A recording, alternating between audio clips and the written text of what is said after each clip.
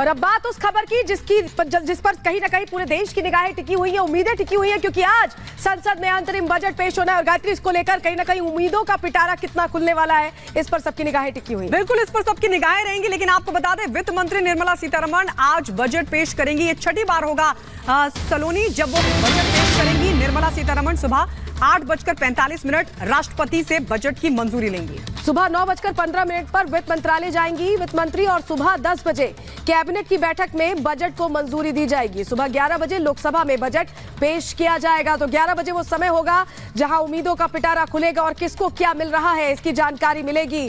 और ये अंतरिम बजट है और ये देखा जाए तो जो दूसरा टेन्योर है मोदी सरकार का गायत्री, उसका आखिरी बजट भी है, तो लोक लुभावन होने की पूरी उम्मीद। बिल्कुल, लोक लुभावन होने की पूरी उम्मीद है। लेकिन निर्मला सीतारमण ये पहले ही कह चुकी हैं कि कोई बड़ी घोषणा नहीं होगी, लेकिन आम चुनाव है तो हो सकता है कुछ बड़ा ऐलान भी हो जाए।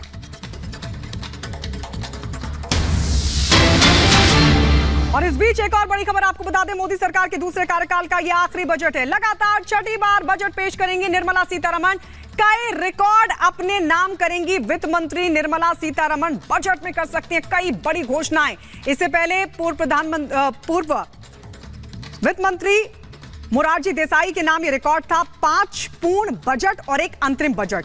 आज उनकी बराबरी करेंगी वित्त मंत्री निर्मला सीतारमण, क्योंकि छठी बार होगा जब वो आज बजट पेश करेंगी। आम चुनाव से पहले अंतरिम बजट है सलोनी। बिल्कुल, आम चुनाव से पहले है और बहुत सारे लोगों को उम्मीद है, चाहे मध्यम वर्ग की बात कर ले, महिलाओं की बात कर ले, युवाओं की बात कर ले, जो कॉर्पोरेट्स है वो कहीं ना कहीं उम्मीद लगाए बैठे हैं।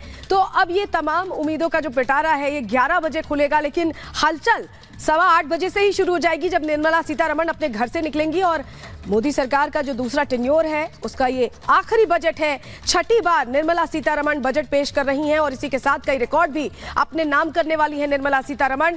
और आज क्या आता है, किस तरह के बड़े ऐलान होते हैं और किस तरह की बड़ी जानकारियां साझा होती हैं, बड़े फैसले लिए जाते हैं, इस पर सबकी निगाहें टिकी हुई हैं, क्योंकि किसानों को भी उम्मीद है, महिलाओं को उम्मीद है, मध्यम वर्ग को टैक्स छूट की उम्मीद है।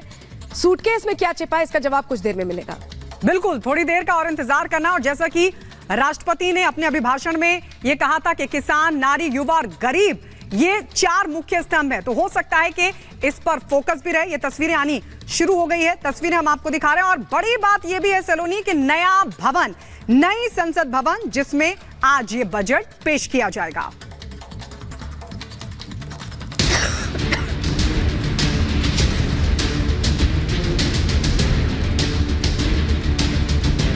मोदी सरकार के बजट बोनांजा का वित्त मंत्री निर्मला सीतारमण मोदी सरकार के दूसरे कार्यकाल के आखिरी अंतरिम बजट को पेश करने वाली हैं। कल निर्मला सीतारमण जी के द्वारा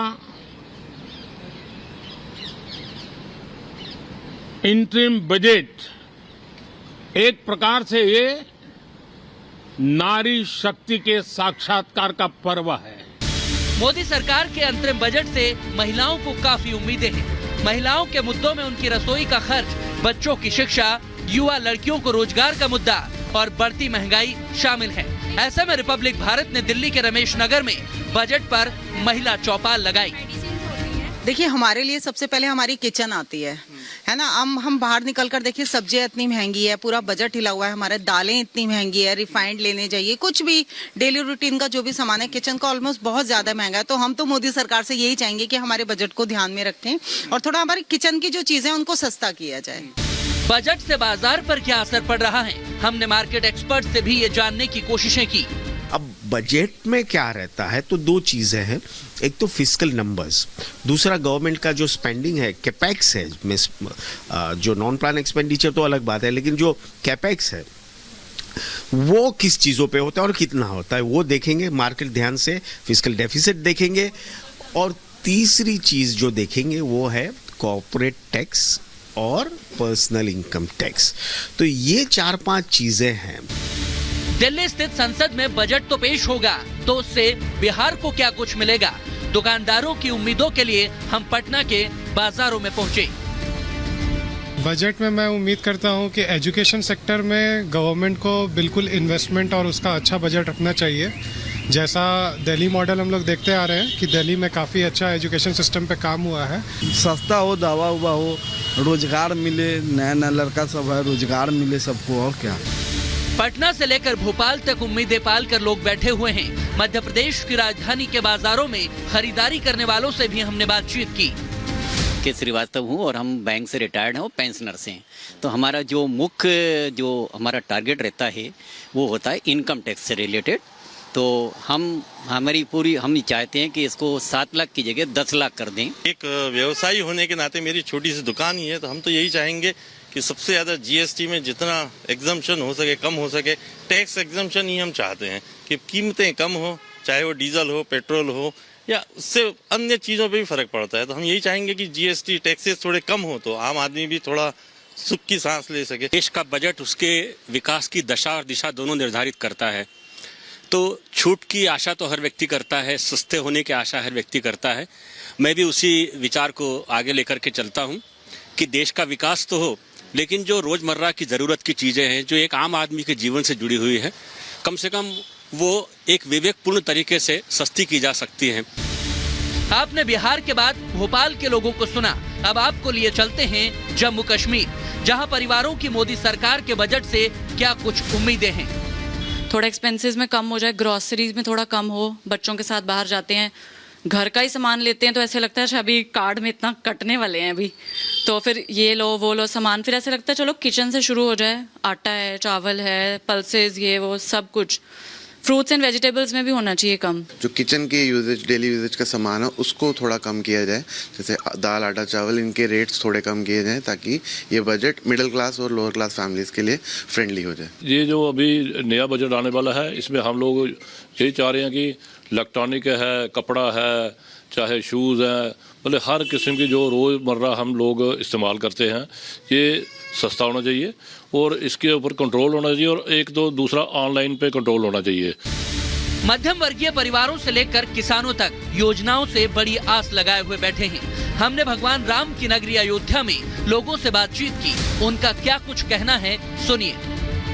बजट से बहुत उम्मीद है, मध्यम वर्ग को बहुत ज़्यादा उम्मीद है, और जैसा जो अपना मध्यम वर्ग है आईटीआर फाइल करता है, आयकर देता है, तो 7 लाख है। हमारी सरकार से अपेक्षा है कि इस लिमिट को और बढ़ाई जाए। परिवार के लिए तो मैडम बेसिकली जो भी महंगाई बढ़ रही है उसके हिसाब से सबकी इनकम बढ़े और गवर्नमेंट सोर्स ऑफ इनकम बढ़ाए और लोगों को रोजगार देवे, ये सबसे बड़ा मुद्दा है। धर्म नगरी अयोध्या से अब रिपब्लिक का कैमरा आपको दिखाने जा रहा है काशी का नजरिया। पीएम मोदी के संसदीय क्षेत्र में अंतरिम बजट को लेकर लोग क्या सोचते हैं, अब वो सुनाते हैं। अंतरिम बजट में केंद्र और राज्य कर्मचारियों को उनको जो इनकम टैक्स वाला सीमा दर बढ़ा दिया जाए। बजट पे जैसे गरीबों के लिए हो, पीड़ित लोगों के लिए हो, हाँ, और तमाम देश के जितने मुर्दा जिंदा हमारी तरह हैं, लाखों के तादाद में है, इसकी यूनियन भी है, उन लोगों के लिए भी होना चाहिए। जैसे हमारे पास ना राशन है ना राशन कार्ड है, और सरकार कहती है कि मुफ्त में राशन मिल रहा है, हाँ, और जिसका आईडी ही ना हो कोई, हाँ, जीवन काल ही समाप्त कर दिए हो, तो वो किनसे अपनी फरियाद करेगा, किनसे अपने बजट का वो जिक्र करेगा। संसद में वैसे तो अब आम बजट में ही रेल बजट शामिल होता है, लेकिन रेलवे को लेकर यात्रियों को काफी रियायतों की उम्मीदें होती हैं। जम्मू कश्मीर में रेलवे स्टेशन पर हमने उन्हीं से बात कर जाना कि आखिर वो क्या चाहते हैं। बजट थोड़ा कम होना चाहिए, ट्रैवल के थोड़ा आसानी हो करने में, क्योंकि लोग ट्रेन में इसलिए जाते हैं ताकि थोड़ा सस्ता पड़े लोगों को, जो होते हैं मिडिल क्लास फैमिली उनके लिए थोड़ा अच्छा होना चाहिए। टिकटें थोड़ी कम होनी चाहिए, सस्ती होनी चाहिए कि बस जो गरीब आदमी होता है वो अफोर्ड कर सके, और ये फैसिलिटी अच्छी होनी चाहिए, साफ़ सफाई होनी चाहिए, और ये जो ट्रेन में खाना वाना मिलता है थोड़ा अच्छा मिलना चाहिए, बेटर। रेल बजट तो फिर भी ठीक ही है, लेकिन आने वाले टाइम पे थोड़ा सा कम होना चाहिए, और भीड़ भी बहुत ज़्यादा होती है, चोरी चकारी इतनी ज़्यादा होती है, और लेडीज़ के लिए भी थोड़ा सेफ होना चाहिए। लोगों का अपेक्षा है ट्रेन के अंदर और जो रेट हैं कम करना चाहिए नॉर्मल लोगों के लिए, और ट्रेनें बढ़ाना चाहिए, क्योंकि जो अभी देखते हैं काफ़ी सारा ट्रेन लेट चलता है, उसके लिए कोई ना कोई जो है प्रोविजन प्रोवाइड करना चाहिए सरकार को। भाई किराया कम होना चाहिए और फैसिलिटीज़ ज़्यादा होनी चाहिए। अभी हम लोग आए हैं, ट्रेन में बहुत ज़्यादा टॉयलेट इतना गंदा था, इसको मतलब मेंटेन करना चाहिए कि जिससे कि हाँ पैसेंजर्स को थोड़ी सहूलियत मिले, आराम मिले। हर वर्ग को किसी न किसी राहत, रियायत और तोहफे की उम्मीद है। देखना होगा कि आम चुनाव से पहले पेश हो रहे आखिरी अंतरिम बजट में मोदी किस किस के लिए खजाना खोलते हैं। Bureau report, Republic Bharat.